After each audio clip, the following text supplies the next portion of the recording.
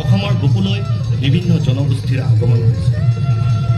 প্ৰতিটো জনগোষ্ঠীৰ অনবদ্য অৱদানেৰে সৃষ্টি হৈছে অসমীয়া জাতি গঠন প্ৰক্ৰিয়া আৰু গঢ়ি উঠিছে অসমীয়া সংস্কৃতিৰ ভেটি।